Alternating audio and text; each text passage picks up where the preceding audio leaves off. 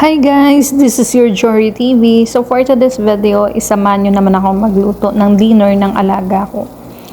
So ito palang video na to is from TikTok na sinend niya sa akin. Ganito sila kapag may gusto silang ipaluto and naumay na sila siguro sa kakaluto ng mga usual mga pagkain na normal ko lang niluluto. So ito from TikTok. So, ang ginawa ko dyan is nagprito ako ng chicken fillet. Kinoat ko siya ng flour. So, fast forward, pagkatapos ko magprito ng manok, is kailangan ko naman igisa. Igisa ko siya sa konting butter. Then, gumamit ako ng olive oil. Then, bawang. So, yan lang. Igigisa ko lang talaga siya. Hindi talaga, alam nyo, hindi talaga ako magaling magluto. So, kaso nga lang, parang natututo na rin. Dahil ngayon sa pag-send nila ng mga link, kaso nga lang pag dito ka naman 'di ba sa Saudi, alam ko makaka-relate yung iba dyan. Kahit hindi ka talaga marunong magluto, kailangan mo matuto. So next pala dyan is ginawa ko is nilagyan ko siya ng baking cream and water, konting tubig, lemon juice.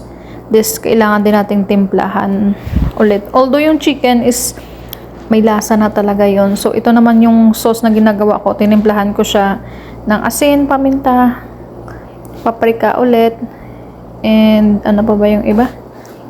Then, so, kailangan siyang ibalik yung manok ulit. Kapag okay na yung timpla mo, ibalik mo yung manok para manuot naman yung lasa niya. So, kailangan ko lang siyang pauntiin yung tubig. And from time to time din pala, binabaliktad ko rin siya para syempre back to back manuot yung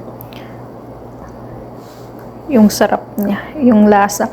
Alam nyo ba, habang niluluto ko yan, grabe ang sarap niya. Amoy pa lang talaga, ang sarap niya na talaga. Although this is my first time na ginawa, pero ang sarap niya talaga ng amoy pa lang, yun ha. May kasama palang mashed potato yan. So, ginawa na yan in advance ng kasama ko. So, tinimplahan ko pala ulit dyan kasi parang hindi siya, parang may kulang. Ay, sana all may kulang. So, ayan, kailangan lang natin medyo pauntiin yung sauce niya na manuot. Then, ready to go na yan. So, habang nagluluto ako dyan, grabe, ang sarap ng amoy niya. Parang pwede rin siyang lagyan ng mushroom. So, fast forward, ayan na guys, diba, kumonti na talaga yung sabaw niya and nagtik. Kumapal na ba siya. Tapos sobrang kaunti lang yung sabaw. Then, ginarnish ko lang siya ng parsley. Thank you for watching.